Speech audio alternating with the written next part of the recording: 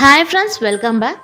Friends, போன வாரம் வந்து இப்ப நான் ஒரு வெண்கல தட்டு வந்து காமிச்சிருந்தேன். ஸோ அத டெய்லி யூஸ்க்கு வந்து சாப்பிட்றதுக்காக பயன்படுத்துறதுக்காக வாங்கியிருக்கு அப்படின்னு.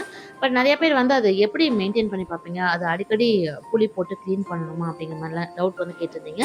ஸோ அதுக்கான எல்லா டீட்டெயிலான இன்ஃபர்மேஷனும் நான் வீடியோட எண்ட்ல ஷேர் பண்றேன் ஃப்ரெண்ட்ஸ். ஸோ இன்னைக்கு வந்து பார்த்தீங்கன்னா, வீட்லயே வந்து நெய் தான் வந்து காய்ச்சி எடுக்கலாம் அப்படின்றதுக்காக சேகரிச்சு வச்ச ஆடைய வந்து எடுத்து வச்சிருக்கேன். ஸோ அது எடுக்கும்போது தான் எனக்கு இந்த ஒரு ஐடியாவும் தோணுச்சு. அத சின்ன டிப்ஸ் உங்க கூட ஷேர் பண்ணலாம்னு தோணுச்சு ஃப்ரெண்ட்ஸ். பொதுவாவே நம்ம வீட்ல வந்து நெய் தயாரிக்கணும்னு பார்த்தீங்கன்னா, கொஞ்சம் அந்த வேலைகளும் அதிகமா தான் இருக்கும். அதாவது நம்ம அந்த மிக்ஸி ஜார் ஆகட்டும், இல்ல அந்த அரைச்சு ஊத்தக்கூடிய அந்த பாத்திரம், இதுல எல்லாம் வந்து பார்த்தீங்கன்னா, அந்த வெண்ணெயோட பிசுக்கு வந்து ஓரம் ஃபுல்லாவே ஒட்டிரும். அத தேய்ச்சு எடுக்கிறதுங்கிறது கொஞ்சம் வேலையா தான் இருக்கும். ஸோ, அதனாலேயே பெரும்பாலும் ஒரு சிலர்லாம் என்ன பண்ணுவாங்க பார்த்தீங்கன்னா, கடையில இருக்கக்கூடிய அந்த வெண்ணெய் வாங்கிட்டு வந்து உருக்கி நெய்யா காய்ச்சிக்குவாங்க. பட் இது போல நம்ம வீட்லயே வந்து ரெடி பண்றதுங்கிறது நல்லா ஃப்ரெஷ்ஷா மணமாவும் இருக்கும். நல்லா கலராவும் உங்களுக்கு வந்துரும். அது சுத்தமான பசும்பாலா இருந்தா நல்ல ஒரு கலரோட உங்களுக்கு நெய் வந்து கிடைக்கும். ஸோ நான் சொன்ன மாரி அது ஜார்லே ஆகட்டும், இல்ல நம்ம கையிலயுமே வந்து அந்த எண்ணெய் பிசுக்கு போல எதுவும் ஒட்டாம வரணும் அப்டின்னா, இது போல ஐஸ் கியூப்ஸ வந்து உள்ள சேர்த்துட்டு அரைச்சு பாருங்க ஃப்ரெண்ட்ஸ். ஜார்லயும் உங்களுக்கு துளி கூட ஒட்டாம இருக்கும். அதேமாரி கையிலயும் வந்து அந்த பிசுபிசுப்பே இருக்காது. அழகா நம்ம அந்த வெண்ணெய மட்டும் உருட்டி எடுத்துக்கலாம். அதேபோல நீங்க ஜார்ல போட்டு அரைக்கும்போதும் பார்த்தீங்கன்னா, மிக்ஸிய ரொம்ப நேரம் ஓட விடணுங்கிறது கிடையாது. சாதாரணமா ஒரு அ ஒரு 2 செகண்ட் போல ஓட்டினாலே போதும். அழகா அந்த ஆடையெல்லாம் வெண்ணையா திரண்டு வந்துரும். இப்ப பாருங்க ஃப்ரெண்ட்ஸ், என் கையில நான் லட்ட உருண்ட புடிக்கிற மாரி தான் அந்த வெண்ணெய வந்து புடிச்சிட்டுருக்கேன். துளியும் ஒட்டாம உங்களுக்கு வரும் ஃப்ரெண்ட்ஸ். ஸோ ஐஸ் கியூப்ஸ் நம்ம சேர்த்தனால உங்களுக்கு எந்த ஒரு அந்த பிசுபிசுப்பே இருக்காது. அந்த கூலிங் இருக்க வரலுமே உங்களுக்கு வந்து கையில ஒட்டாம தான் வரும். ஸோ இது போல எவ்வளோ ஆடை நீங்க சேகரிச்சு வச்சிருந்தாலும், ஐஸ் கியூப்ஸ் சேர்த்து இது போல அரைச்சு எடுத்துக்கலாம். இன்னொன்னு பார்த்தீங்கன்னா, மிக்ஸி ஜார்லயுமே உங்களுக்கு ஓரங்கள்ல அந்த எண்ணெய் பிசுப்பு போல அதிகமா இல்லாம இருக்கும். அதனால கிளீனிங்கும் உங்களுக்கு ஈஸியா தான் இருக்கும். ஸோ நான் சொன்னேன் இல்லைங்களா, அந்த ஓரங்களையும் பெருசா எதுவுமே ஒட்டியிருக்காது பாருங்க. ஸோ அழகா நான் வந்து அந்த வெண்ணெய மட்டும் உருட்டி எடுத்துட்டேன். இனி வழக்கம் போல நம்ம பாத்திரத்தில வச்சு நம்ம காய்ச்சி எடுத்துக்கலாம்.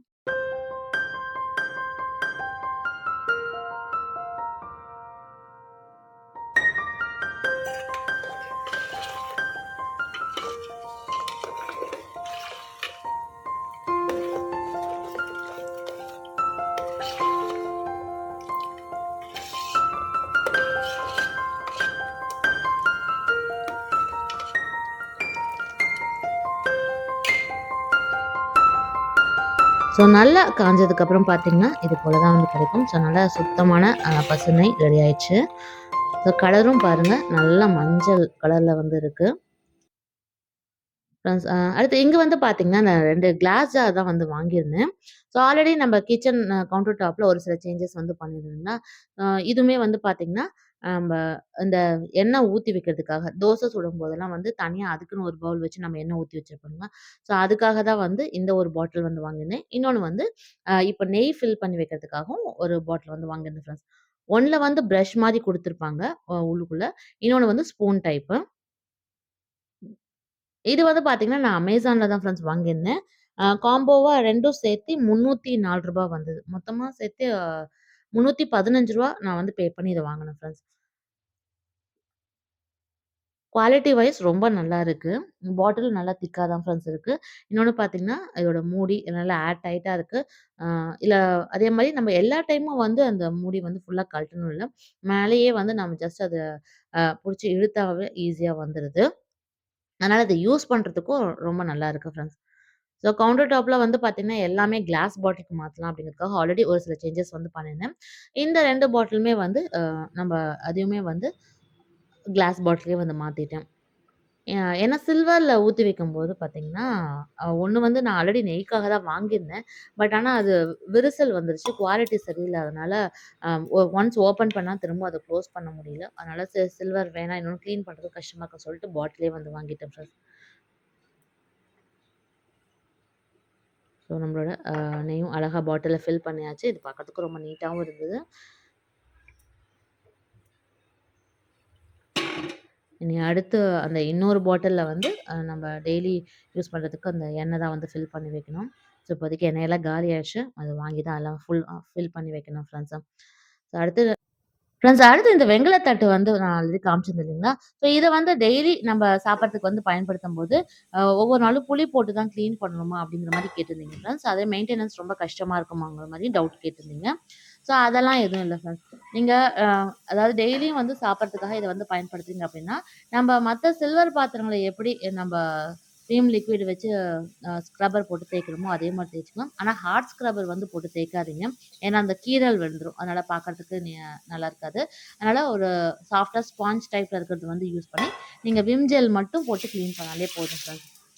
இல்ல ரொம்ப பளபளப்போட உங்களுக்கு வந்து எப்பவுமே மெயின்டெயின் பண்ணணும் அப்படின்னு நினைக்கிறீங்க. ரொம்ப கொஞ்சம் கலர் வந்து ரொம்ப சேஞ்ச் ஆயிருச்சு அப்படின்னு நினைக்கிறீங்கன்னா மட்டும் தான், நீங்க வந்து புளி போட்டு கிளீன் பண்ணிக்கலாம்.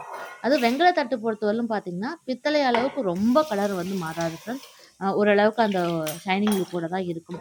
பித்தள தான் வந்து பார்த்தீங்கன்னா, உங்களுக்கு ரொம்ப கலர் வந்து மாறும். அ இது வந்து பார்த்தீங்கன்னா, ஓரளவுக்கு உங்களுக்கு அந்த பிரான்ஸ் பிளேட் வந்து அந்த ஷைனிங் லுக்கோட தான் வந்து இருக்கும். இப்ப நான் ஃபர்ஸ்ட்டு கிளீன் பண்ணது பார்த்தீங்கன்னா, வெறும் விம் லிக்விட் மட்டும் தான் வச்சு ஸ்க்ரப்பர் போட்டு தேய்ச்சேன். இல்ல நீங்க நல்லா அந்த புதுசு மாரியே மாத்தணும், ரொம்ப பளபளப்போடயே இருக்கணும் அப்படின்னு எதிர்பார்க்குறீங்க அப்படின்னா, இது வந்து அடிக்கடி தேய்க்கணும்னு இல்லை. இந்த மாரி நீங்க வந்து மாசத்துக்கு ஒரு டைம் இல்ல 15 நாளைக்கு ஒரு டைம் வந்து புளி போட்டு தேய்ச்சா போதும் ஃப்ரெண்ட்ஸ்.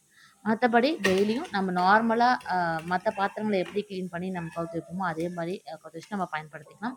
ஆனா என்ன உப்பு தண்ணியா இருந்ததுனா மட்டும், நீங்க தண்ணீல வாஷ் பண்ணதுக்கு அப்புறமா துணிய வச்சு தொடச்சு எடுத்துக்கோங்க. ஏன்னா இந்த பாத்திரங்கள பொறுத்தவரைக்கும் அந்த உப்பு தண்ணி படும்போது அங்கங்க திட்டு திட்டா இருக்கும். அது கொஞ்சம் பார்க்கறதுக்கு நல்லா இல்லாம இருக்கும். இப்ப புளிய வச்சு தேய்ச்சதுக்கு அப்புறம் பாருங்க, அந்த நல்லா பளபளப்போட இருக்கும். ஸோ இது புதுசுங்கிறதுனால ரொம்ப ஷைனிங் லுக்கோட இருக்கு. ஆனா பொதுவாவே வெண்கலத்த பொறுத்தவரைக்கும் எவ்வளோ நாள் ஆனாலுமே அந்த பளபளப்பு புளிய வச்சு தேய்க்கும்போது நல்லா பளிச்சுன்னு இருக்கும் ஃப்ரெண்ட்ஸ். இது போல ஈஸியா வந்து நீங்க மெயின்டெயின் பண்ணி பார்த்துக்கலாம் வெண்கல தட்டையுமே. ஃப்ரெண்ட்ஸ் இன்னைக்கு பார்த்த இந்த பதிவு கண்டிப்பா உங்களுக்கு புடிச்சிருக்கும். ரொம்ப யூஸ்ஃபுல்லா இருக்கும்னு நெனைக்கிறேன். ஸோ இது போல இன்னும் யூஸ்ஃபுல்லான டிப்ஸோட அடுத்த வீடியோல உங்கள வந்து சந்திக்கிறேன். நன்றி.